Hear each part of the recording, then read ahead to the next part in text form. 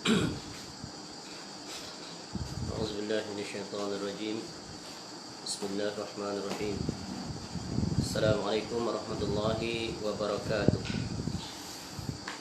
إن الحمد لله نحمده ونستعينه ونستغفره ونعوذ بالله من شرور أنفسنا ومن سيئات أعمالنا. من يهده الله فلا مضل له ومن يضلل فلا هادي له. أشهد أن لا إله إلا الله وحده لا شريك له وأشهد أن محمدا عبده ورسوله. يا أيها الذين آمنوا اتقوا الله حق تقاته ولا تموتن إلا وأنتم مسلمون. يا أيها الناس اتقوا ربكم الذي خلقكم من نفس واحدة وخلق منها زوجها وبث منهما رجالا كثيرا ونساء واتقوا الله الذي تساءلون به والأرحام إن الله كان عليكم رقيبا.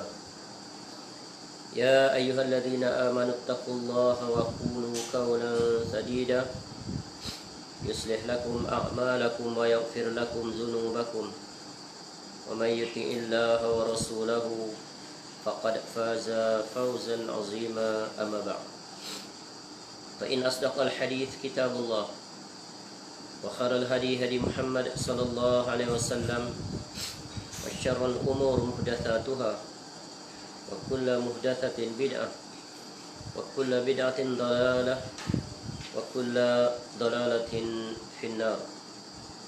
اللهم إنا نسألك علما نافعا.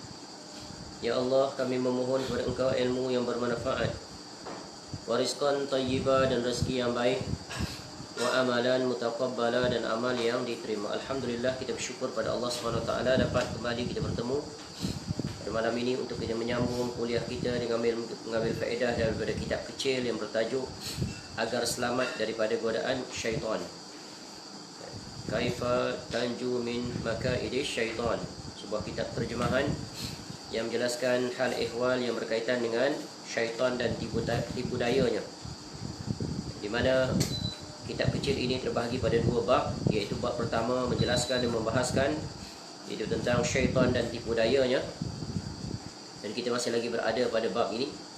Kemudian pada bab yang kedua, bagaimana agar selamat daripada godaan syaitan dan tipu dayanya.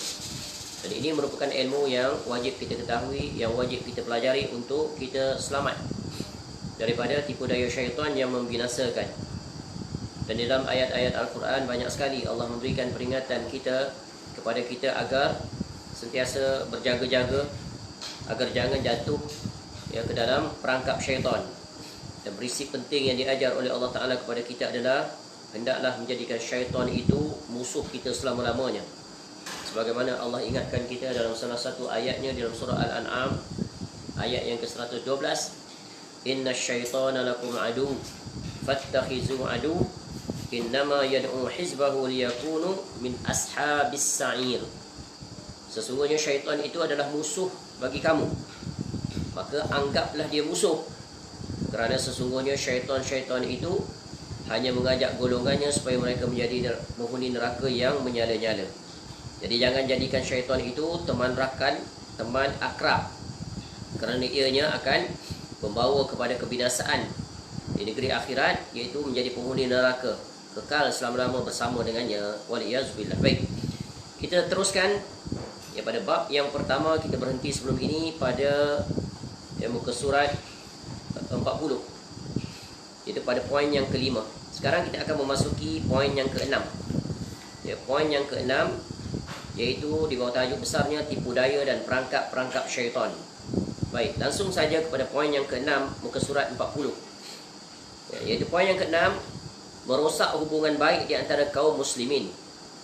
Ini di antara salah satu daripada jalan bagaimana syaitan meletakkan perangkap-perangkapnya terhadap seorang hamba, seorang manusia, iaitu merosak hubungan baik di antara kaum muslimin.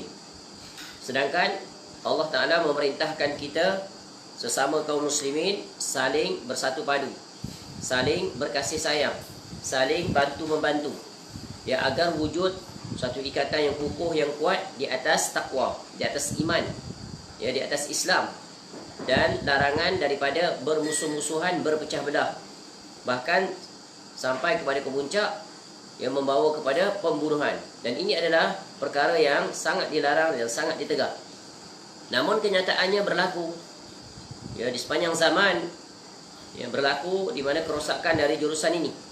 Dan kita mengetahui menerusi sejarah, ya, peristiwa yang pertama berlaku, ya, kerosakan dari jurusan ini hubungan baik, iaitu adik-beradik kepada anak Nabi Adam AS, Qabil dan Habil.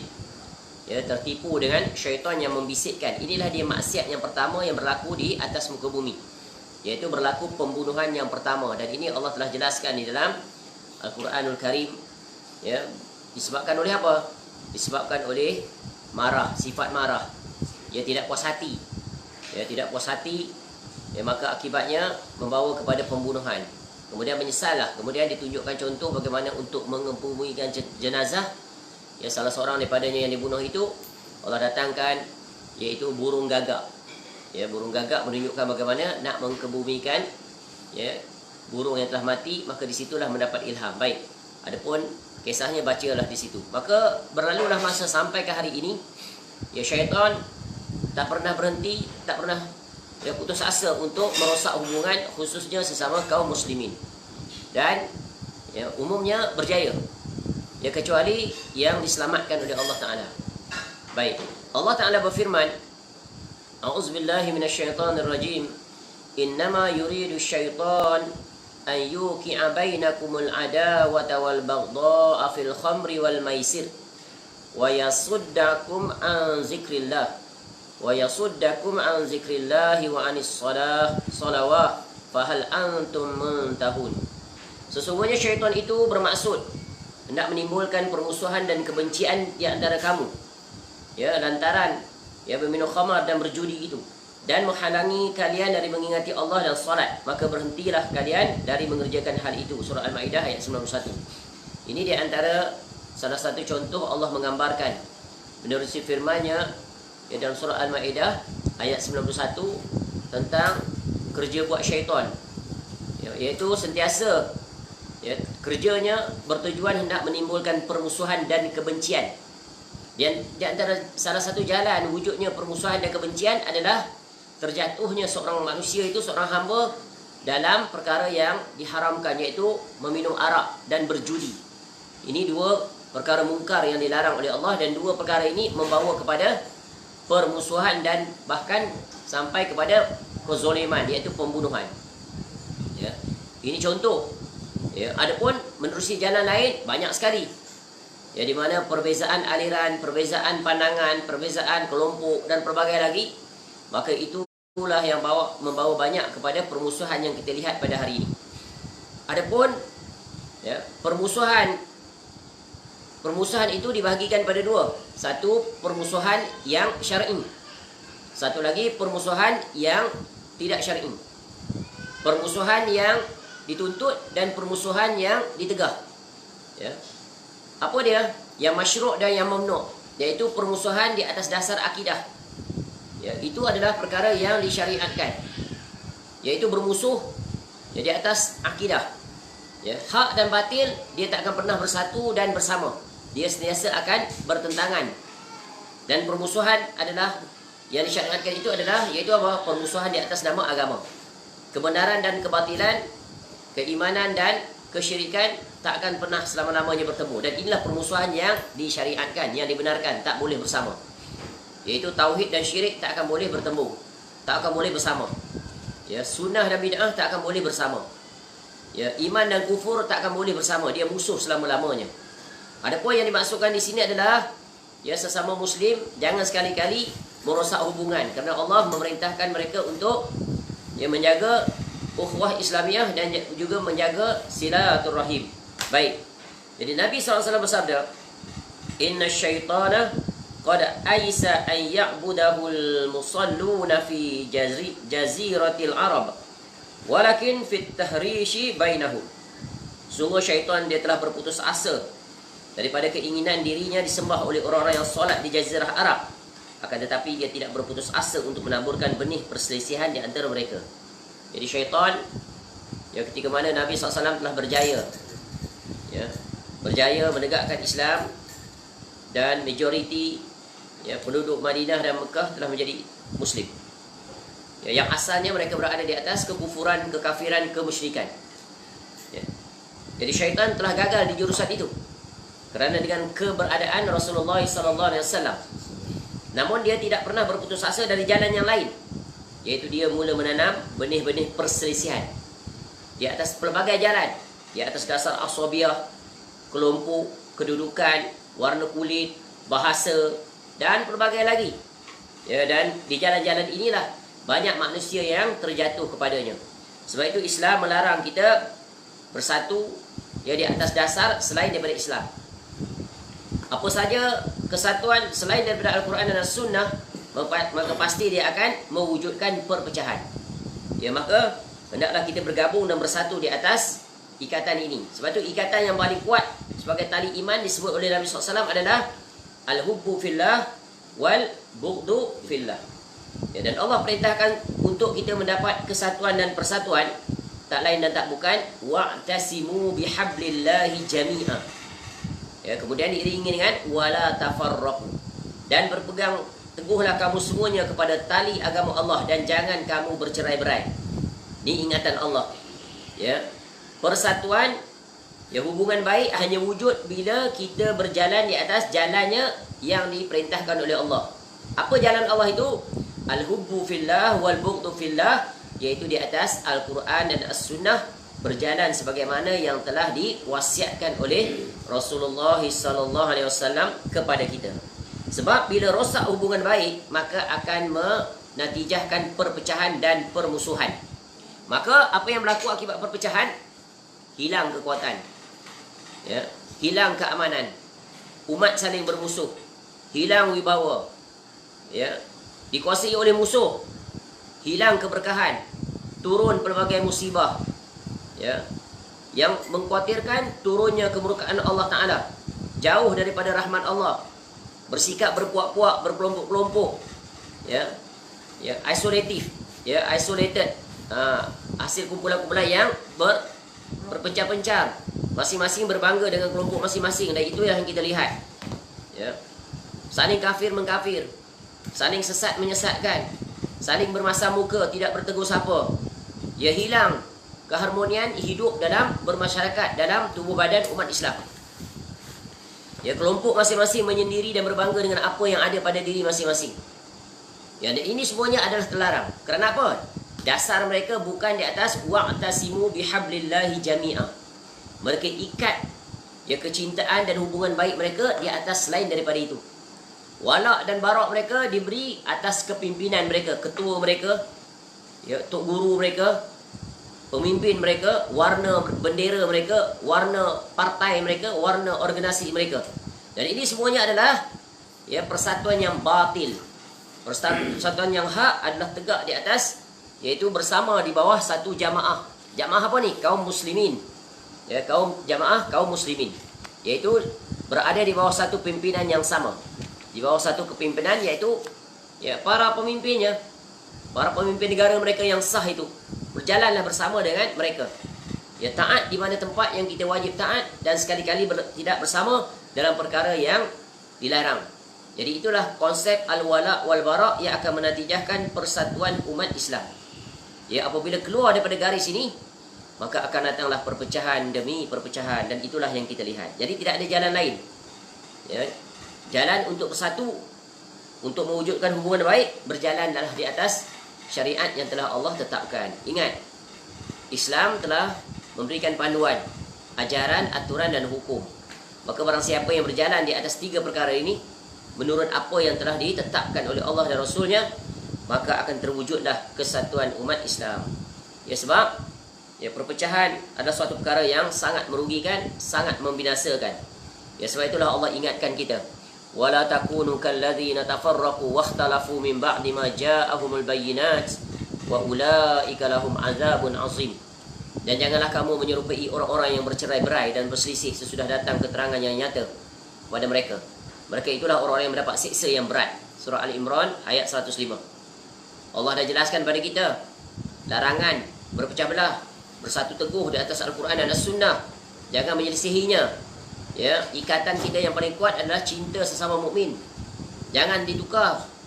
Ya, ditukar mengambil orang-orang kafir sebagai yang dicintai, meninggalkan sesama muslim. Ya, atas alasan muslim yang ada itu zalim, pecah amanah dan sebagainya. Ya, Islam tidak mengajar kaedah begitu. Ya, bersama berjalan.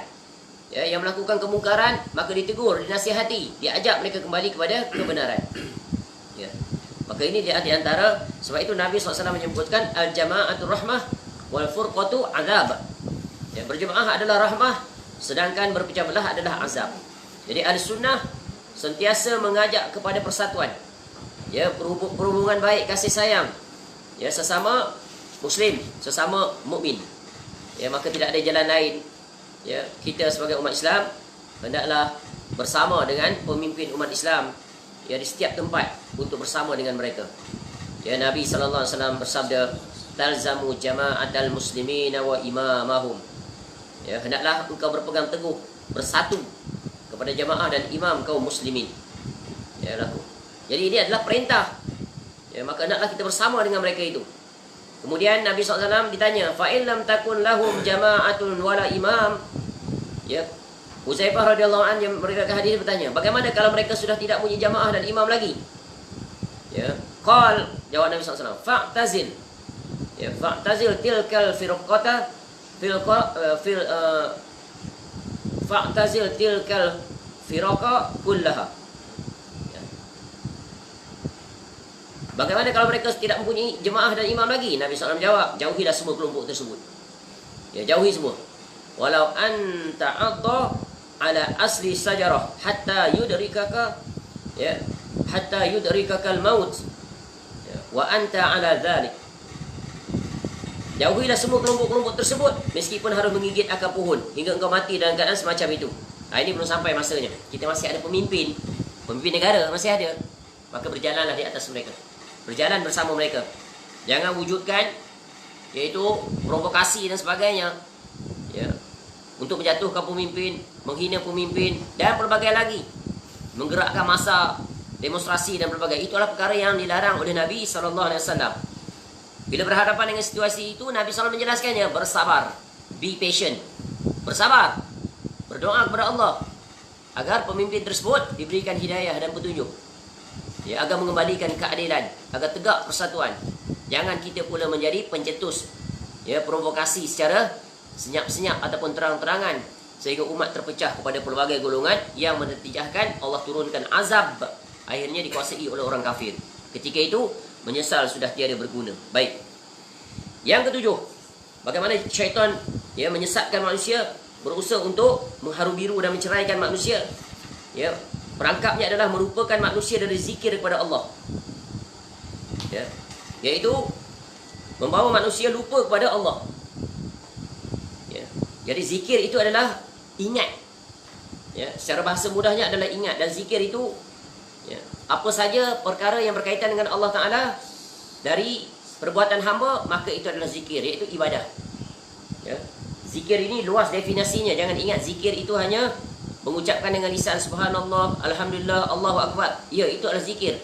Satu daripada cabang yang sangat banyak. Dan pokok zikir yang paling utama adalah menegakkan hak-hak Allah Ta'ala yang wajib ditunaikan oleh seorang hamba. Apa dia? Iaitu tauhid. Itu tauhid. Zikir yang paling besar. Menegakkan tauhid. Dalam beribadah kepada Allah, seluruhnya mesti kembali kepada tauhid. Lawannya adalah syirik. Ya. Kemudian diikuti dengan ibadah-ibadah yang difardukan, yang tercakup dalam rukun Islam. Yang berapa? 5. Solat, syahadah, solat, puasa, zakat, haji. 5. Berjalan di atasnya. Kemudian diikuti dengan yang lain-lain. Ya, apa saja bentuk ubudiah kepada Allah, yang wajib ataupun yang sunat, maka itu adalah bentuk zikir kepada Allah. Allah Ta'ala berfirman, istahwadha alaihimus syaitanu fa'ansahum zikrullah ulaika hizbus syaitan ala inna hizbas syaitan syaitani humul khasirun. Syaitan telah menguasai mereka lalu menjadikan mereka lupa mengingati Allah. Mereka itulah golongan syaitan. Ketahuilah bahawa sesungguhnya golongan syaitan itulah golongan yang merugi. Jadi Allah sifatkan sesiapa yang lupa kepada Allah. Lupa kepada Allah apa maksudnya? Tidak menunaikan hak Allah Ta'ala, iaitu tidak menjadi hamba yang tunduk dan patuh. Apa yang Allah perintahkan dia tinggalkan, apa yang Allah larang dia perbuat. Itulah maknanya lupa dalam mengingati Allah. Sebab itu dalam surah Al-Hash ayat 19 semakna dengan ini. Allah sebut apa? Wala takunul ladzina nasullaha fa ansahum anfusahum ulaika humul fasiqun. Janganlah kamu menjadi orang yang lupa kepada Allah, ya, lalu Allah menjadikan kamu lupa pada diri kamu sendiri. Mereka itu termasuk dalam golongan orang yang fasik. Ya. Sebab itu barang siapa yang lupa pada Allah, Allah akan lupakan dia. Ya, bayangkan kalau Allah telah menjauhkan diri daripada kita, bermakna apa? Ya, kebalikannya adalah kita mendapat kemurkaan daripada Allah. Hidup kita walaupun mewah dari jurusan keduniaan, tapi hampa, tidak ada nilai, hilang keberkatan. Ya, tidak ada guna hidup ini. Jiwa tak pernah terpuaskan, jiwa terasa kosong, gelisah, resah. Ya, di dunia sudah merasai demikian, seolah-olah hidup di dunia ini walaupun nikmatnya banyak, tapi tak pernah terpuaskan. Ya, dunia bukan jadi syurganya, tapi dunia jadi nerakanya. Apatah lagi di negeri akhirat nanti yang kekal abadi. Maka dia akan menuai hasil. Allah akan lupa padanya. Di dunia Allah melupainya, di akhirat Allah melupainya. Sungguh dia termasuk dalam kelompok orang yang rugi. Kerana apa? Kerana mengikuti bisikan dan tipu daya syaitan. Ya, jadi jangan jadi orang yang lupa kepada Allah. Ya. Jadi syaitan tahu bahawa zikir adalah makanan hati dan penopang kehidupannya. Oleh kerana itu syaitan berusaha menyeret manusia menjadi orang yang lalai dan ceroboh, hingga hati mereka mati, melupakan kebaikan yang akan bermanfaat bagi mereka dan terjerat kehidupan yang sempit di dunia dan di akhirat. Jadi zikir ini adalah yang kita faham adalah mengingati Allah secara umum. Ya. Jadi selain zikir yang sering yang kita ingatkan adalah sentiasa mengingati Allah setelah kita menunaikan perkara-perkara yang diwajibkan. Sebab itu zikir dalam bentuk ucapan lisan ini tak terhitung banyaknya Nabi SAW mengajarkan kepada kita. Baik, di antara keutamaan-keutamaan zikir dan majlis zikir ini disebut oleh Nabi SAW. Ya, dalam sebuah hadis, "Idza marartum bi riyadil jannah farta'u." Ya, apabila kamu melalui, melintasi, melewati, ya, iaitu taman-taman syurga, maka perbanyakkanlah zikir. Qalu ya Rasulullah, lalu ditanya kepada Nabi SAW, ma riyadul jannah? Ya, ma riyadul jannah, apakah itu ya taman-taman syurga? Lalu Nabi SAW menjawab, qal hilakuz zikr. Ya, hilakuz zikr, iaitu halaqah zikir. Ya. Lalu salah seorang ulama tabi'in namanya Atha bin Abi Rabah radhiyallahu an, yang meninggal pada tahun 114 Hijrah, menjelaskan apa makna majlis zikir itu. Kata beliau rahimahullah, majlis zikir yang dimaksudkan adalah majlis yang disampaikan padanya, iaitu diceritakan pada majlis itu halal dan haram. Bagaimana harus membeli, menjual, berpuasa, mengerjakan solat, ya, nikah kahwin, ya, melakukan haji dan sebagainya. Maknanya apa? Dia adalah majlis, iaitu majlis yang padanya membicarakan hal-hal yang menjadi kewajipan seorang hamba, daripada sekecil perkara sampai sebesar-besar perkara. Dan di sini dibuat kesimpulan, di antara majlis zikir yang paling agung adalah iaitu majlis ilmu. Sebab majlis ilmu adalah pintu kepada keseluruhan amal ibadah yang akan dilakukan atas nama mengingati Allah. Ya, sebab itu Nabi SAW banyak menjelaskan tentang keutamaan majlis ilmu, tak terhitung. Dan kita telah sebutkan sebelum ni, Al-Imam Ibn Qayyim Al-Jawziyah rahimahullah menyedarkan lebih daripada 100 keutamaan majlis ilmu. Orang yang berilmu, orang yang menuntut ilmu, orang yang berjalan ke majlis ilmu, orang yang membantu orang menuntut ilmu, orang yang cinta kepada majlis ilmu, dan berbagai lagi yang bersyarikat dengan hal yang berkaitan dengan ilmu. Sehingga salah satu hadis Nabi SAW yang sangat agung menjelaskan, man salaka tariqan yatlubu fihi ilma salakallahu bihi tariqan ilal jannah. Barang siapa yang berjalan menuntut ilmu, maka Allah mudahkan jalannya menuju syurga. Berjalan ini secara hakiki berjalan, pergi ke tempat ilmu, atau ya dia menghadiri majlis ilmu itu. Dan pada hari ini menghadiri majlis ilmu itu tak perlu sampai ke tempat. Allah dah mudahkan menerusi majlis, ya, seperti yang kita laksanakan sekarang, menerusi online dan sebagainya. Baik. Wa innal malaikata la tadau ajnihataha ridan li talibil ilm. Ya. Sesungguhnya malaikat akan meletakkan sayapnya untuk orang-orang yang menuntut ilmu. Kerana apa? Kerana redha dengan apa yang mereka lakukan. Tengok keutamaan. Orang yang menuntut ilmu, satu, dia sedang berjalan ke syurga. Yang kedua, malaikat akan membuka sayapnya. Ya. Letak sayap sebagai tanda redha. Dan kita tahu, di setiap majlis ilmu kita tak nampak, tapi ya, hakikatnya malaikat bersama. Berkat tak majlis seperti itu? Berkat. Ya. Wa innahu la yastaghfiru lil alimi man fis sama'i wal ard hatta al hitanu fil ma. Tengok lagi satu keutamaan. Dan sesungguhnya seorang yang mengajarkan kebaikan akan dimohonkan ampun oleh makhluk yang ada di langit maupun di bumi, hingga kan ikan yang berada di air. Ini tentang siapa keutamaan? Orang yang mengajarkan kebaikan. Sebab tu kita kena ada cita-cita. Tak selama-lamanya kita menjadi seorang yang mendengar, mustami'. Satu ketika kita bercita-cita untuk menjadi mu'allim. Sebab apa? Mu'allim dapat keseluruhan ni. Ya, ketika dia menyampaikan qala Allah wa qala Rasul, mengingatkan manusia kepada Allah, apa yang dia dapat? Ya, mendapat keampunan.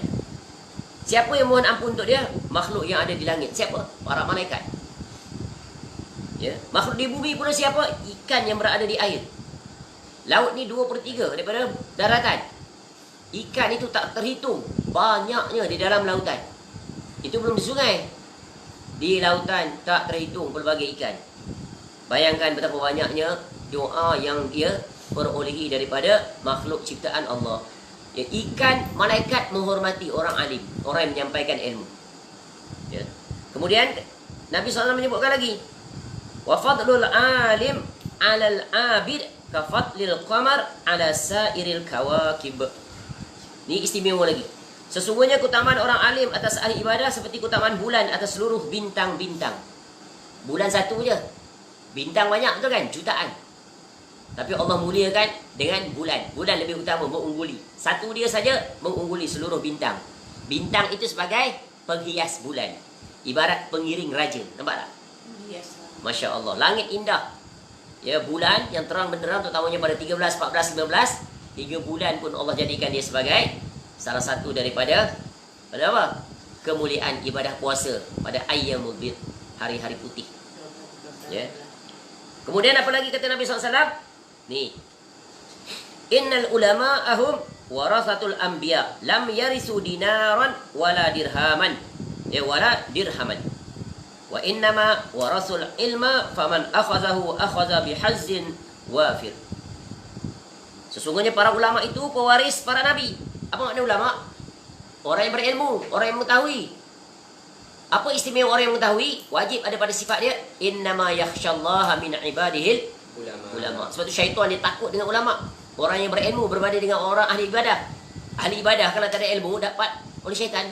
Sebab itu ramai ahli ibadah yang tidak berilmu disesatkan oleh syaitan. Kita ingat tak perkara pertama, bid'ah yang pertama di atas muka bumi ni setelah kewafatan Nabi SAW apa dia? Oleh ahli ibadah yang jahil. Dia buat-buat reka ibadah.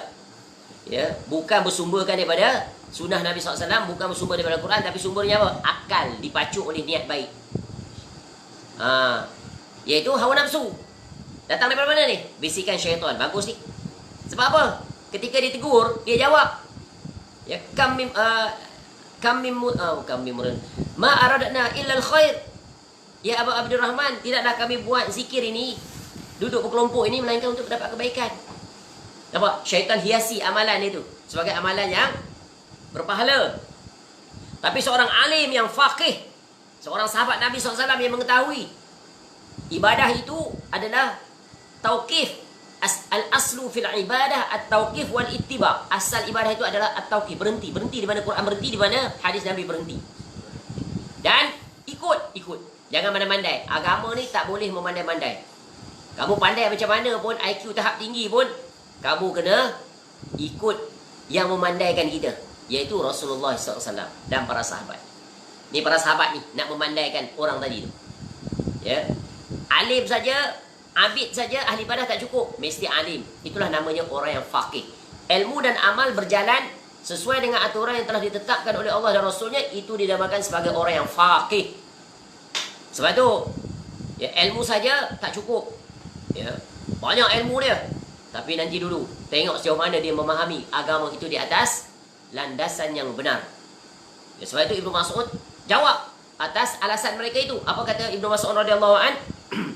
Kam min muridin lil khair lan yusibah. Betapa banyak orang yang inginkan kebaikan tapi tak meraih apa-apa. Nampak tak?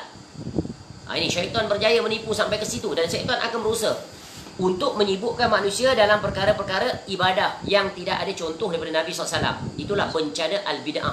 Syaitan dia suka menerusi pintu itu, dan dia berjaya. Banyak manusia yang terjatuh pada perangkap ini. Nanti akan datang penjelasannya. Baik, kita dah sebut syaitan datang menerusi 7 jurusan yang paling utama. Satu, menerusi jalan apa? Kekufuran, jalan kekafiran. Dia akan mengkafirkan, murtad, keluar daripada agama. Yang kedua, jalan bid'ah. Nampak ni? Jalan bid'ah nombor 2. Jalan ketiga, jalan apa? Ya, jalan dosa-dosa besar. Kekafiran mesti apa? Syirkun akbar wa syirkun asghar. Bid'ah daripada kecil-kecil sampai besar yang menyebabkan bid'ah mukaffirah. Mufassiqah dan mukaffirah ini akhirnya akan naik darjat kepada yang pertama, menjadi kafir. Dan awalnya yang berlaku dalam Islam ni dua ni. Jalan kedua. Jalan kedua yang mengantarkan pada jalan yang pertama. Bid'ah yang pertama berlaku dari jurusan akidah. Lahirnya firqah-firqah sesat. Lahir kelompok apa? Musyabihah, Mujassimah, Mu'attilah, Qadariyah, apa lagi? Jahmiyah, Mu'tazilah, Khawarij, Qulaibiyah, macam-macam. Perinciannya boleh kita baca pada kitab-kitab ulama dulu, seperti Maqalat Al-Islamiyyin yang disusun oleh Abu Hasan Al-Asy'ari. Begitulah ulama-ulama firaq yang menyelaraikan firqah-firqah itu. Yang kedua menerusi jurusan apa? Tadi, mula-mula.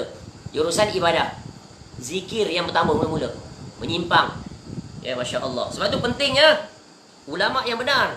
Jadi, untuk kita tidak terjatuh dalam penyimpangan dari jurusan ini, yang membawa kepada perpecahan yang kita alami sekarang, di dalam tubuh badan umat Islam berpecah berbagai aliran. Ya, iaitu kenapa? Kerana mereka, ya, para ulama'nya yang menyimpang. Ya, sebab itu ulama yang kita nak ikut ini adalah ulama yang mengikuti Nabi SAW. Sebab itu disebut al-ulama warasatul anbiya. Innama yakhsyallaha min ibadihi ulama. Ini kriteria yang sangat terang. Ya, ulama dijadikan panutan sebab mereka alim. Tapi ulama yang bagaimana? Yaitu ulama mewariskan yang diwaris daripada Nabi SAW. Apa maknanya? Yaitu dia copy paste. Apa yang Nabi SAW berbuat, dia perbuat. Apa yang Nabi SAW tak berbuat, dia tak berbuat. Dia tak berani nak mengurang, dia tak berani nak tambah. Itulah dia ulama warasatul anbiya. Senang saja kriterianya nak selamat. Kalau ulama yang datang kemudian menukuk tambah itu dan ini, terang dan jelas tidak ada daripada prinsip-prinsip yang berkaitan dengan agama, maka sah mereka adalah bukan ulama warasatul anbiya. Mereka waris apa? Tu, mengikuti hawa nafsu mereka, ditipu daya oleh syaitan. Baik. Jadi Nabi SAW menjelaskan sesungguhnya para ulama itu pewaris para nabi. Jadi ulama yang kita nak ikut adalah pewaris nabi, tidak selainnya. Ya. Jadi kriteria pewaris nabi ini adalah yaitu mengajak umat berjalan di atas Al-Quran, berjalan di atas As-Sunnah, dari ajarannya, aturannya, hukumnya muafaqah dengan dua tadi. Kalau menyimpang, keluar dari aturan itu, tinggalkan mereka. Sebab itu kita selalu sebut agama bukan dilihat dengan penampilan seorang alim, berserban, berjubah dan pelbagai lagi, bukan. Itu gambaran awal. Kita nak tengok dia punya konten dia, essence dia, substance dia, bukan lahiriah. Kena ingat ni kaedah. Orang awam selalu terpengaruh dengan apa? Penampilan, cakap lembut, Masya Allah, baik akhlaknya. Bukan. Itu bukan bukti kebenaran. Ya. Bukan by appearance. We are not judged based solely on appearance. No. We look at their action and their word dia. Sesuai tak? Muafakah tak? Tapi ini tentunya memerlukan ilmu. Sebab tu ilmu nombor satu untuk selamat. Ya. Dan sesungguhnya para nabi tidak mewariskan dinar dan juga dirham. Yang mereka wariskan hanyalah ilmu. Dan barang siapa yang mengambil ilmu itu, maka sungguh, ya, sungguh faman akhazahu akhaza bihazzin wafir. Sungguh mereka mendapat bahagian yang paling banyak. Jadi menunjukkan kewajipan kita adalah apa? Menuntut ilmu. Sebab itu para ulama dulu sebut, berhati-hati dengan siapa yang kamu nak ambil ilmu. Bukan asal duduk dalam majlis ilmu. Tak. Seorang guru yang kita jadikan guru untuk membimbing kita, kerana dia akan membawa kita kepada hidayah ataupun kesesatan. Dia akan membawa kita ke syurga ataupun neraka. Ya. benar guru itu, apa yang disampaikan, maka selamat kita. Guru itu hendaklah, prinsipnya adalah, yang pertama berpegang teguh dengan Al-Quran. Yang kedua berpegang teguh dengan hadis-hadis Nabi SAW. Mengedepankan hadis-hadis yang sahih, yang hasan. Dan berjalan penafsirannya sesuai di atas salafus salih, ulama muktawar yang telah diiktiraf. Ni prinsipnya. Mengajak umat kepada berpegang teguh dengan tauhid dan meninggalkan dan menjauhi kesyirikan. Takkan sekali-kali berkompromi, sentiasa mengingatkan kepada ini. Yang kedua, mengajak umat bersungguh-sungguh menghidupkan sunnah Nabi SAW, berjalan di atasnya, mati di atasnya. Ya. Dan mengingatkan umat jauhi bid'ah walaupun sekecil-kecilnya, kerana sekecil bid'ah akan membawa kebinasaan. Bila dia berkumpul, dia menjadi besar. Apabila ada orang-orang yang seperti ini suaranya menyuarakan perkara ini, maka ikut mereka itu, berjalan dengan mereka. Barang siapa yang tidak mengedepan perkara yang telah disebutkan, maka tinggalkan, kerana racunnya sangat berbisa. Ya, mengajak kepada gurunya, mengajak kepada alirannya, mengajak kepada berbaiat kepada ketuanya, mengajak kepada warna kelompoknya, mengajak kepada organisasinya, dan berbagai lagi. Dia mengajak kepada tarikah-tarikahnya, guru-gurunya, maka sahlah itu bukan jalannya manhaj Nabi SAW. Camkan ini.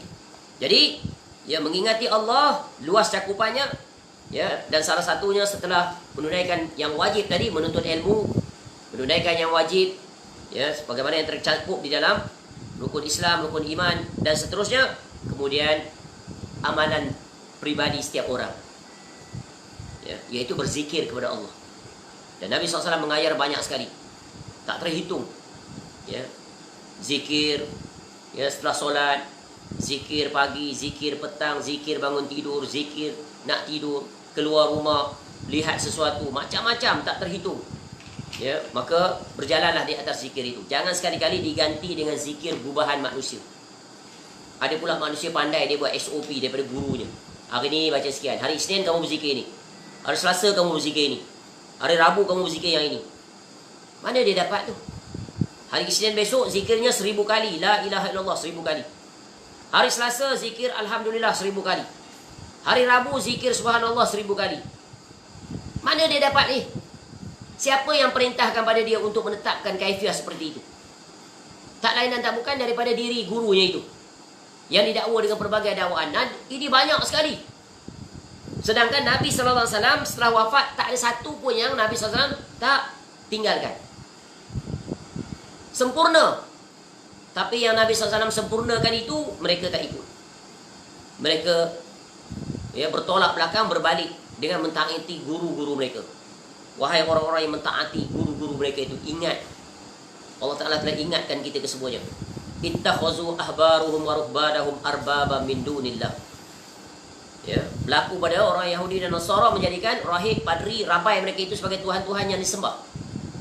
Ali bin Hatim radhiyallahu anhu ketika itu kata apa? Kami tak sembah mereka, tak sujud, tak beribadah kepada mereka. Kata Nabi SAW, bukankah ketika mereka menghalalkan yang haram, mengharamkan yang halal, kamu ikut? Tok guru kamu fatwa buat itu, gezek buat itu, buat ini, kamu ikut kan? Sedangkan Rasul itu tak menggezekkan seperti tok guru kamu tu. Sama tak? Sama. Maka berhati-hati. Jangan nanti ketika di negeri akhirat, wa qadimna ma amilu wa qadimna ila ma amilu min amalin faja'alnahu haba'an mansura. Jangan. Jadi jadilah orang yang berzikir dan sebagainya sesuai dengan aturan yang telah ditetapkan. Sehingga para ulama kita mengarang banyak kitab tentang aturan berzikir. Dan kita pernah sebut, seperti Imam Muda Al-Imam An-Nawawi rahimahullah karang kitab Al-Azkar. Cukup dah, kita dah cukup dah dengan kitab itu. Kemudian dipermudahkan lagi, seperti kitab Hisnul Muslim. Dan banyak lagi kitab-kitab para ulama sunnah menjelaskan pada kita, berjalanlah di atas sunnah itu, jangan diganti. Ini ada orang yang mensyariatkan zikir sampai 70,000 kali, sampai 7 juta, 1 juta. Siapa mereka itu? Nabi SAW tak pernah pun mensyariat kepada kita untuk berzikir 1 juta, 70 juta, 70,000. Tak pernah. Jadi siapa yang kita nak ikut sekarang? Nabi SAW ke atau selain daripadanya? Nabi SAW berjalan di atas itu. Baik. Itulah tipu daya syaitan, betapa halus dan berjayanya menyesatkan banyak manusia ke situ. Jadi jangan kita tertipu dengan tipu daya syaitan yang menghiasi hebatnya orang-orang itu berzikir sampai puluhan ribu, jutaan. Alim mereka bukan. Alim itu diukur selama mana mereka muwafaqah dengan sunnah Nabi SAW. Yang ke-8, jalan syaitan atau perangkapnya adalah meninggalkan solat dan meremehkannya. Ini banyak berlaku, betul kan? Ya. Solat adalah merupakan rukun Islam, pokok setelah syahadah. Dan juga kita lihat, satu-satunya ibadah yang Nabi SAW terima di langit, melepasi 7 lapisan langit sampai ke melepasi lagi Baitul Ma'mur, bertemu dengan Allah Ta'ala secara langsung, bertemu dengan Allah fis sama. Mulianya solat ini kerana dia adalah hak Allah Ta'ala yang wajib kita tunaikan sampai kita mati. Selama mana kita masih waras, masih sedar, walaupun kita ketika itu terbaring, sakit dan sebagainya, tetap wajib mendirikan solat. Tapi solat di antara perkara yang pertama diabaikan oleh manusia, khususnya di zaman sekarang. Ramainya orang tak menunaikan solat. Kerja dunia mereka yang susah payah itu mampu mereka lakukan. Tapi solat yang hanya memakan masa barangkali 10 minit bagi setiap waktu, tak mampu mereka lakukan. Mengangkat batu yang beratnya 30 kilo, 70 kilo, 80 kilo, 100 kilo, mampu mereka angkat. Tapi solat yang hanya tak memerlukan apa-apa yang perlu diangkat, hanya angkat tangan saja, takbir, Allahu Akbar, itu terasa seperti 1 tan, tak mampu. Nampak tak? Dan syaitan berjaya melalui jurusan ini, di mana banyak manusia yang meninggalkannya. Itu meninggalkan solat. Orang yang mengabaikan solat, meremehkan solat, meringankan solat, solat dia, tapi solatnya bermain-main, solatnya dilewatkan, solatnya hilang kekhusyukan, solatnya seperti solat anak-anak, tidak memahami apa yang dia baca, dan banyak lagi itu di kalangan orang solat. Jadi di sini meninggalkan solat dan meremehkannya. Sebab itu solat ini adalah perkara yang banyak sekali diingatkan di dalam Quran dan hadis. Contoh kita tengok dalam surah Maryam ayat 59 hingga 60. Fa khalafa min ba'dihim khalfun adaa'us shalah wattaba'us syahawat fasawfa fayalqawna ghayya illa man taba wa amana wa amila shalihan faulaika yadkhulul jannah wa la yuzlamuna syai'a. Kemudian mereka digantikan oleh keturunan-keturunan yang mencuraikan solat dan hawa nafsu dengan melakukan maksiat, maka mereka akan menghadapi azab dalam neraka kecuali orang yang bertaubat, beriman dan beramal soleh. Mereka itu akan masuk ke dalam syurga dan tidak akan dizalimi sama sekali. Orang yang meninggalkan solat akan dihumbankan ke dalam neraka. Itu pasti. Ma salakakum fi saqar? Qalu lam nuka minal musallin. Allah sebut. Lam naku minal musallin. Ahli syurga tanya, apakah yang menyebabkan kamu masuk dalam neraka saqar ini? 42 hingga 43. Dan Nabi SAW menjelaskan, al-ahdul ladzi bainana wa bainahum as-salah. Faman tarakaha faqad kafar. Perjanjian yang dipegang antara kita dengan mereka ialah solat. Sesiapa yang meninggalkannya maka sungguhnya dia telah kufur. Jadi Umar radhiyallahu anhu berkata, ketahuilah bahawa sesungguhnya tidak ada tempat dalam agama Islam bagi orang yang meninggalkan solat. Dalam hadis Nabi SAW menyebutkan, Abu Hurairah radhiyallahu anhu berkata, mewakili para sahabat, apa perspektif para sahabat terhadap orang yang meninggalkan solat. Kana ashabu Rasulillah sallallahu alaihi wasallam la yarawna syai'an minal a'mali tarkahu kufrun ghairu shalah. Para sahabat Rasulullah SAW berpendapat bahawa tidak ada amalan yang dikira sebagai kufur apabila ditinggalkan kecuali solat. Sebab solat ikatan kita dengan Allah. Nampak? Kalau zakat pun Abu Bakar Siddiq perangi kerana enggan keluar zakat, kerana dia adalah salah satu daripada rukun. Dia rukun yang ketiga, keempat. Ini solat rukun yang kedua, diterima di langit, lagilah wajib diperangi. Betul kan? Mafhumnya begitu. Nampak tak? Jadi sebab itu solat ini adalah perkara besar. Jadi solat hendaklah dijaga. Sebab itu Nabi SAW mengajarkan kepada kedua ibu bapa, anak-anak ketika umur 7 tahun dah kena solat. Maknanya 7 tahun dah kena solat kerana dia tahu, dia dah belajar. Siapa yang mengajar? Ibu bapa. Kalau ibu bapa tak pandai, apa nak dibuat? Ibu bapa bagaimana tak boleh ajar anak? Kalau dia tak boleh ajar anak dia yang umur 7 tahun tu, maknanya dia tak kerti solat. Bagaimana dia solat kalau dia tak boleh hajar? Ini suruh ustaz pula mengajar. Dia sendirilah mengajar anaknya. Ya. Kalau tidak, apa guna kamu solat itu? Maknanya kamu solat pun kamu pun tak mengetahui. Nampak tak? Ya. Tapi extreme case kalau tak tahu juga, pastikan, ya, carikan guru mengajar. Dan kena semak, jangan lepas tangan kepada guru. Tak pernah semak anak sampai ke besar. Cek bacaan anak-anaknya. Pastikan dia betul bacaannya, cara takbirnya. Cuba lihat anak-anak remaja sekarang, ramainya solat tak betul. Solat main-main. Pergi masjid, main-main solat. Umur berapa? 15 tahun, 16 tahun. Kasihan. Apa puncanya? Ibu bapa. Jadi jangan salahkan orang lain. Dan ibu bapa seperti ini, dia bertanggungjawab besar nanti di hadapan Allah Ta'ala. Jangan biarkan anak tidak solat. Dia tak bangun, ambil air satu baldi, sembah, bagi dia bangun. Ya, siap spray satu. Nampak? Jaga solat sampai mati. Di mana pun kita berada. Ya, Masya Allah. Bila dah ada sifat itu, maka kita akan rasa menyesal jika tidak solat. Kita akan rasa menyesal ketika tak sedar bangun. Ya Allah, dah subuh dah tengah hari dah. Setiap kali kita tidur mesti ada niat. Walaupun kita tidur lambat, jangan jadi alasan, oh semalam tadi tidur lambat, jadi tak payah solat subuh, bangun lambat. Subuh gajah, qada. Ya. Solat dia tak ada istilah qada sebab dia terikat dengan waktu. Dah berlalu waktu dia, habis dah. Ya, menyesal tiada berguna. Berdiri di hadapan Allah nanti, jawab. Nampak tak? Tu. Jadi jangan bermudah, jangan meremeh. Tapi inilah yang paling banyak orang meninggalkannya. Ya. Kenapa? Kenapa ibu bapa tak menunaikan kewajipan? Wahai ibu bapa, ingat kamu bertanggungjawab nanti di negeri akhirat.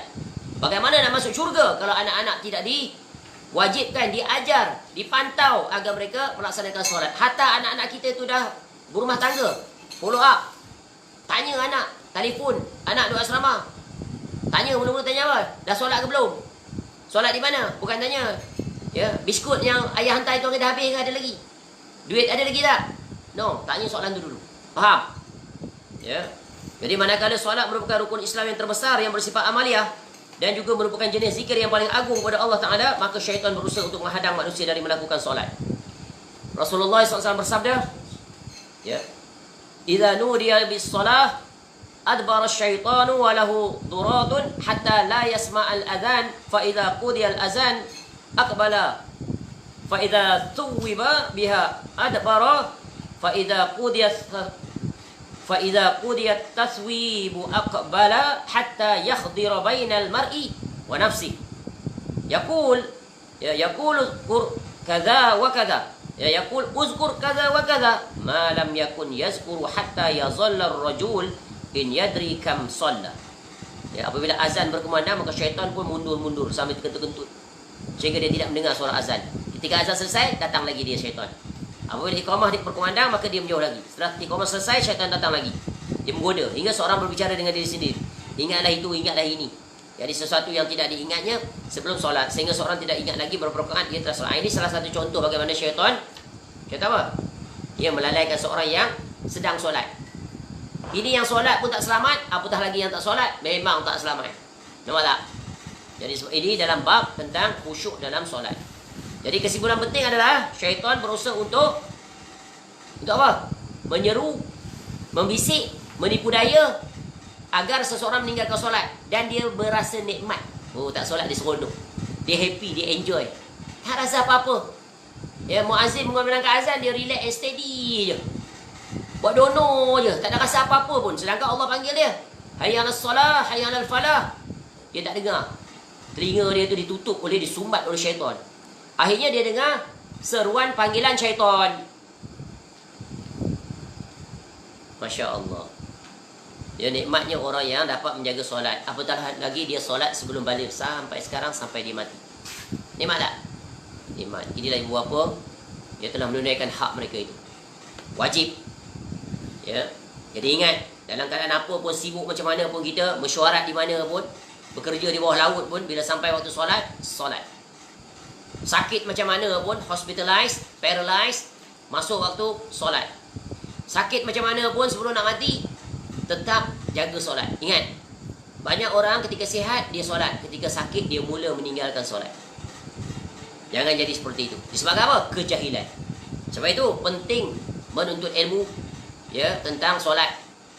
Pastikan solat kita adalah solat yang berkualiti, menepati piawaian yang telah ditetapkan oleh Allah dan Rasul. Jangan asal solat. Solat ekspres. Ada ayah kiri kanan, Allahu Akbar. Allahu Akbar. Allahu Akbar. Assalamualaikum.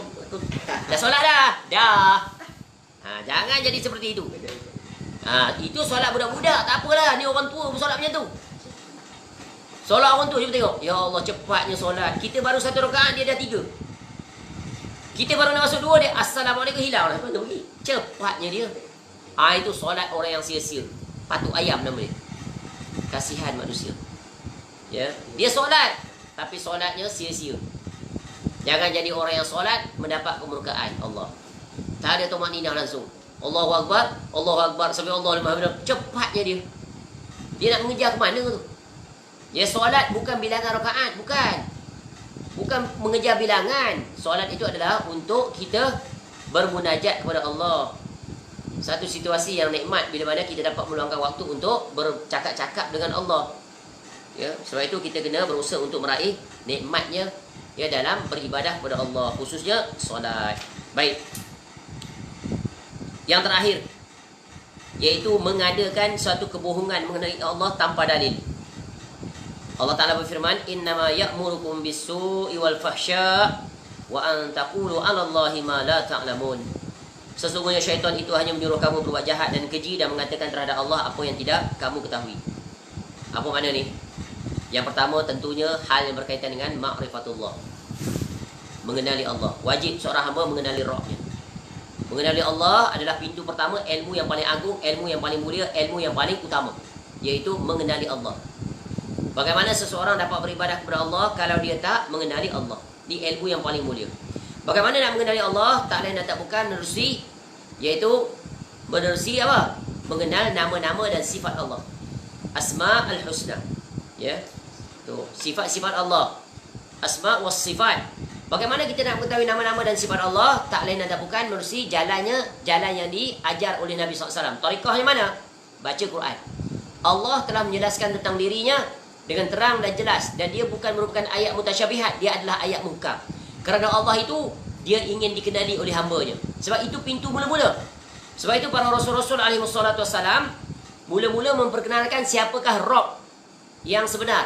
Kerana ketika itu mereka menjadikan Rabb selain daripada Allah. Patung, kayu, batu, hawa nafsu, orang hidup, orang mati, binatang, dan berbagai lagi, matahari, bulan, api. Itu Tuhan palsu, itu bukan Tuhan, itu makhluk. Lalu bagaimana para rasul memperkenalkannya? Mula-mula menerusi jurusan Tauhid Ar-Rububiyah. Tengok dalam Quran banyak. Ya. Alhamdulillahi Rabbil Alamin. Mula-mula Bismillahirrahmanirrahim. Alhamdulillahi Rabbil Alamin. Ar-Rahman Ar-Rahim. Dan seterusnya. Ya. Surah Al-Fatihah itu padanya terkandung tentang 3 tauhid. 1 tauhid, tapi tauhid itu untuk menjelaskan. Ya. Yang pertama kita mengimani, mentauhidkan tauhid, yaitu dari jurusan apa? Perbuatan Allah Ta'ala, af'al Allah. Apa perbuatan Allah Ta'ala? Itulah dia nama tauhid Ar-Rububiyah. Apa makna Ar-Rububiyah? Diambil dari perkataan Ar-Rabb. Apa makna Ar-Rabb? Yaitu Al-Khaliq, Al-Malik, Al-Mudabbir, dan seterusnya. Ya, Ar-Razzaq, macam-macam. Ya, nama-nama Allah. Tu. Ya, tengok ketika Nabi SAW berdialog dengan orang kafir musyrikin, Nabi SAW tanya kepada mereka tentang bab ini. Wala in sa'altahum man khalaqas samawati wal ard la yaqulunna Allah. Dan banyak lagi ayat-ayat yang semana dengan itu. Ya. Dan mereka kenal jurusan ini, mereka kenal. Mereka tahu. Mereka tak kata patung mereka itu yang menurunkan hujan, patung itu yang memperkenalkan doa, tak. Tapi di mana jurusan yang kedua? Iaitu itulah tauhidnya, tauhid al-uluhiyah. Itulah dia kalimah la ilaha illallah la ma'budu bihaqqin illallah. Ya. Jadi Nabi SAW telah memperkenalkan Rabbnya Allah Ta'ala dari jurusan Ar-Rububiyah, Al-Uluhiyah, dan Al-Asma was Sifat. Ya. Banyak nama-nama Allah. Ya. Nama-nama Allah yang maha agung, yang maha indah, yang maha mulia. Banyak. Ar-Rahman, Ar-Rahim. Tadi ya, Al-Malik, Ar-Razzaq, macam-macam, At-Tawwab, Al-Afu, Al-Ghafur, Al-Ghaffar, macam-macam. Sehingga dihimpunkan buku tentang 99 nama-nama Allah. Sifat-sifat Allah pula. Allah dia mendengar, Allah dia berbuat, dia mencipta, dia yang menjadikan, ya, sifat-sifat Allah. Ya. Allah memperkenankan doa kita. Allah melihat, ya. Allah turun ke langit dunia pada 1/3 malam, Allah istiwa alal arsh. Ya, Allah gembira, Allah ketawa, Allah murka, macam-macam. Ini semuanya bagaimana nak berinteraksi dengannya, bagaimana Nabi SAW berinteraksi dengan para sahabat. Jangan dipalingkan, maka datanglah syaitan membisikkan. Maka berlakulah perpecahan yang pertama dalam jurusan ini. Di mana kelompok yang ekstrim, iaitu apa-apa nama-nama sifat-sifat Allah, dia samakan dengan makhluk. Itulah kelompok musyabbihah. Dia kata Allah memiliki tangan, tangan Allah macam tangan makhluk. Sama macam tangan dia. Wal iyaz billah. Subhana rabbika rabbil izzati amma yasifun. Ya. Begitu juga ada satu kelompok lagi menolak, tak mungkin, tak mungkin. Dia takkan Allah ada tangan, takkan Allah ada wajah, takkan Allah turun ke langit dunia, takkan Allah istiwa. Kalau istiwa tu berjirim, berjisim. Ini kelompok apa? Mu'attilah. Dia membatalkan semua, dia tolak. Dia membuang sifat Allah. Masuk akal ke? Kalau Allah tidak bersifat demikian, apa guna Allah Ta'ala nyatakan sifat itu dalam Quran? Ni rosak. Dirosak oleh siapa? Syaitan. Syaitan memalingkan mereka dari dua jurusan. Musyabbihah, mu'attilah, dua-dua. Ya, membawa kepada apa? Kekufuran. Ahli sunnah, pertengahan. Bagaimana pertengahan? Mereka menerima. Sebab tu ingat, berjalan di atas ni, jangan ambil jalan lain. Bila berinteraksi, ni mereka berkata, ya, tentang Allah tanpa dalil. Ni siapa? Adi Kalam. Ya, dia ikut apa? Dia terkasima, tertipu, tak masuk akal. Yang tak masuk akal tu masuk akal bagi mereka. Sebab apa? Ditipu oleh syaitan. Mereka mengenali Allah, berinteraksi dengan ayat-ayat sifat, mengambil kaedah Aristotle. Ya, makalat al-asyarah itu, makulat al-asyarah tu 10 kategoris dalam bukunya Canon Organon ke buku tu. Tak percaya buka tengok. Semuanya dia tapis nama-nama dan sifat Allah tu dengan kaedah Aristotle.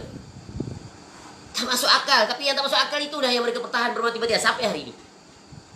Padahal kalau mereka melihat cara je Nabi SAW ajar, straightforward, simple, loud and clear, crystal clear, seperti sky juice tu.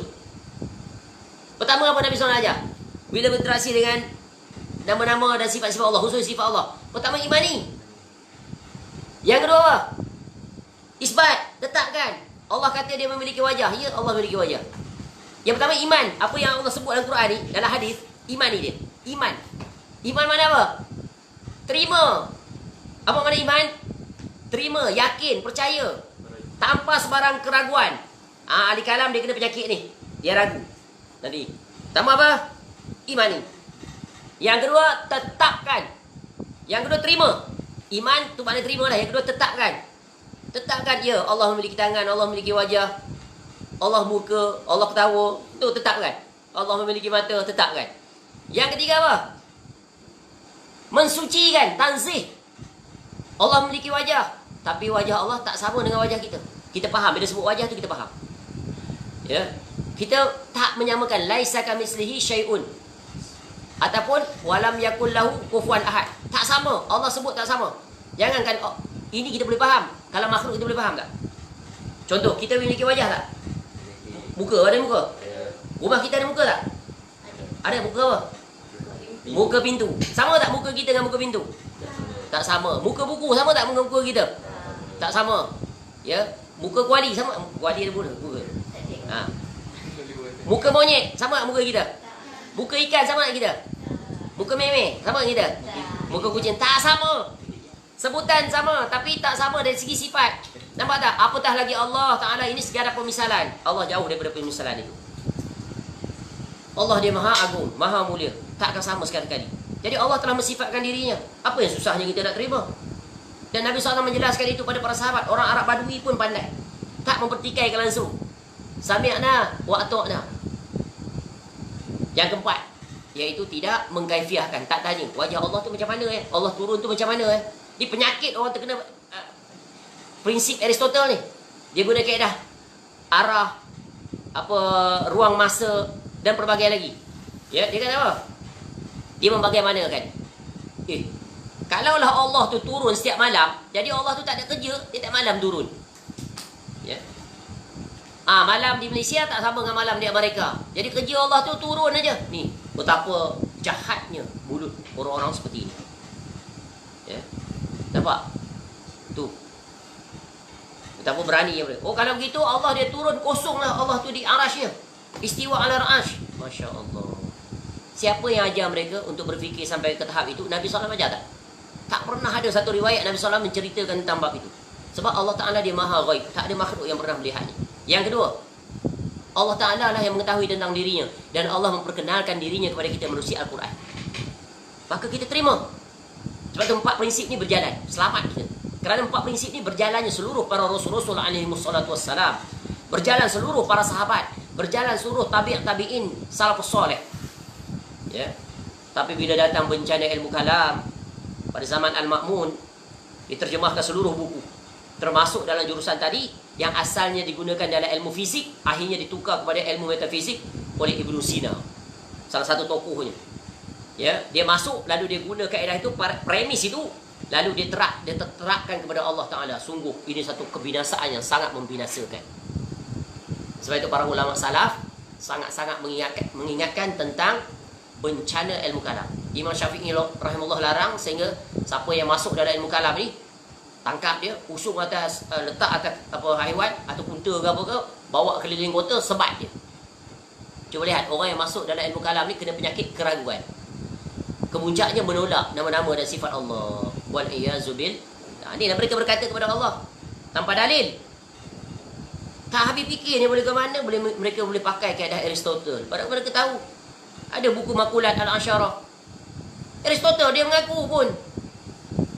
Sekejap.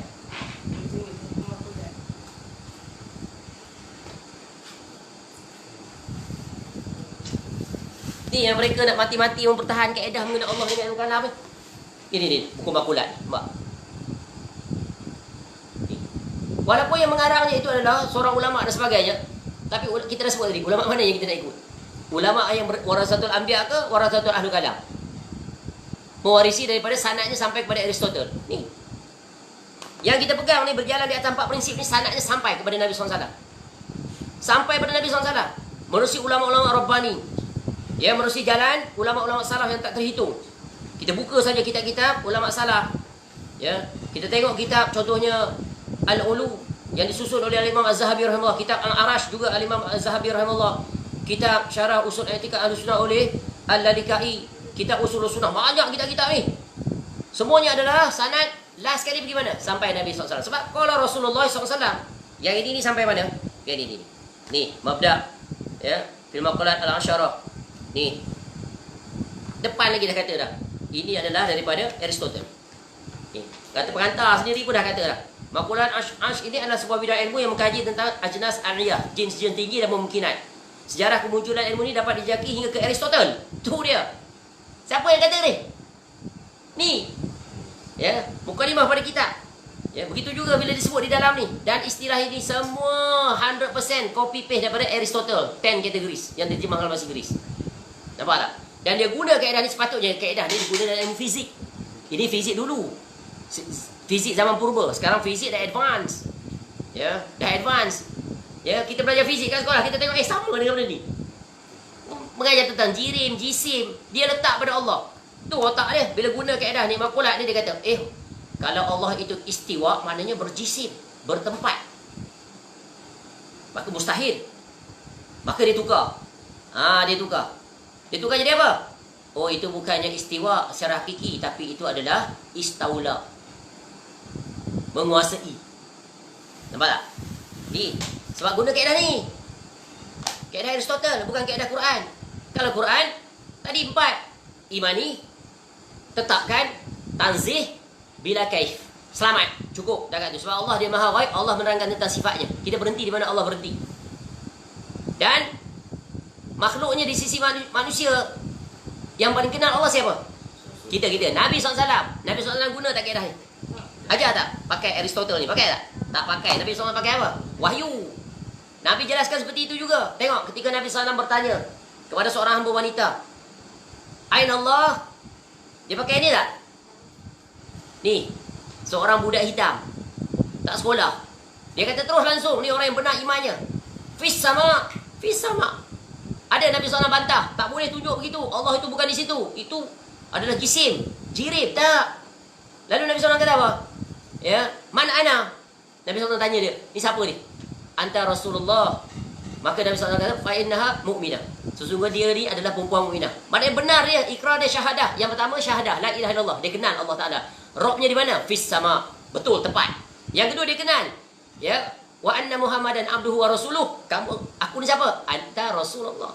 Lepas tu fa innaha mu'minah. Nabi SAW sebut pada Abu Hakam As-Sulami, Muawiyah As-Sulami, tak silap, tuan dia tu dalam hadis itu. Ini hadis sahih riwayat Bukhari, riwayat Muslim, dan Imam Malik, Imam Syafi'i rahimahullah meriwayatkan hadis ini dalam Musnad Imam Syafi'i. Dan Imam Syafi'i rahimahullah berdalil dengan hadis ini untuk membebaskan hamba. Nampak tak? Nabi SAW kata apa? Bebaskan dia. Maknanya benar dia pengakuan tu, sehingga berkata Imam Az-Zahabi rahimahullah, yang sebelumnya telah dikomentar oleh Abu Ya'la dalam kitabnya Ibdal At-Ta'wil. Imam Az-Zahabi rahimahullah sebut dalam kitabnya Al-Ulu, dia kata pada hadis ini terdapat dua perkara. Satu, disunahkan bertanya Allah itu di mana. Ni ahli kalam tolak dia, tak boleh tanya Allah di mana. Tak boleh. Dia telah apa? Dia telah menentang sabda Nabi SAW. Dia ulama bukan salam. Dia kata disunahkan untuk bertanya di mana, dibolehkan bertanya di mana Allah. Yang kedua, disunahkan menjawab Allah fis sama. Cuba tanya ahli kalam, boleh tak kita kata Allah fis sama? Dia langsung kata ini mujassimah, kafir ni. Nampak tak? Dia hukum siapa ni? Dia hukum Nabi SAW. Wan iyazubillah. Itulah bencana kerosakan berkata tentang Allah tidak berlandaskan qala Allah wa qala Rasul ala fahmi salafus salih, tapi berdasarkan Aristotle. Wal iyazubillah. Cukup tak tu? Sebab itu wajib kita mempelajari tentang nama-nama, khususnya sifat-sifat Allah sesuai dengan tariqah yang telah ditetapkan oleh Nabi SAW. Jangan berpaling daripada jalan itu. Inilah dia musibah yang sangat besar. Ya, sebab itu tak akan bertemu dua ni. Tak akan bertemu jalan salaf dengan jalan khalaf yang mengikuti Aristotle, tak akan selama-lama bertemu dan tak boleh didamaikan. Sebab dua-dua berada di kutub yang berbeza. Satu berada di kutub yang benar, al-haq, satu berada di kutub yang batil. Tak akan bertemu. Ibarat magnet tu. Positif-positif, negatif-negatif, mana boleh bertemu? Nampak? Jadi tuba, bergembiralah wahai ahli sunnah yang berpegang teguh dengan empat prinsip, kerana empat prinsip ini datang daripada Allah dan Rasulnya. Imani, tetapkan, sucikan, jangan mengkaifiahkan. Selamatlah kamu. Kerana Allah Ta'ala dia yang menjelaskan tentang dirinya. Kita tak perlukan Aristotle untuk menjelaskan roh kita. Boleh faham? Sebab itu kita kena belajar tentang kaedah-kaedah berinteraksi, ya, dengan ayat-ayat sifat khususnya. Ya. Dan nanti akan datang penjelasannya dalam kitab-kitab khusus. Berjalanlah di atas jalan itu. Jangan berpaling. Kerana itu jalan yang terjamin. Jalan yang selamat. Jalan yang benar. Jalan yang tepat. Ya. Tak lain dan tak bukan, berjalanlah di atas Al-Quran dan As-Sunnah. Allah Ta'ala memperkenalkan dirinya dengan terang dan jelas. Jangan berpaling daripada perkara itu. Syaitan berjaya tak jalan ini? Berjaya. Ramai manusia terjatuh ke dalamnya. Ya, kembalilah kita kepada jalan. Ya, jalan yang diwasiatkan oleh Nabi SAW, berjalan di atasnya. Baik, cukup setakat itu. InsyaAllah panjang umur. Kita sambung. Poin yang ke-10. Pintu perangkap syaitan adalah berhukum dengan hukum selain Allah. Wallahu a'lam. Mudah-mudahan bermanfaat. Allahumma ahyina wa amisna alal Islam was sunnah. Dengan itu kita mendapat kebahagiaan di negeri akhirat. Semoga Allah mengumpulkan kita kesemuanya bersama dengan kekasih yang kita cintai, yang kita teladani, yang kita berjalan iltizam, istiqamah di atasnya, iaitu jalan Nabi SAW dan jalannya para salafus salih, ya, yang berjalan di atas jalan itu. Dengan itu asbab kita dapat bersama, berhimpun bersama Rasulullah SAW di dalam syurga Firdaus ma'al ladzina an'amta 'alaihim minan nabiyyin was-siddiqin wasyuhada'i was-salihin wa hasuna ulaika rafiqa. Wallahu a'lam. Subhanakallahumma wa bihamdika asyhadu an la ilaha illa anta astaghfiruka wa atubu ilaik. Wa sallallahu ala nabiyyina Muhammad wa ala alihi wa sahbihi wasallam. Wa akhiru da'wana alhamdulillahi rabbil alamin. Assalamualaikum warahmatullahi wabarakatuh.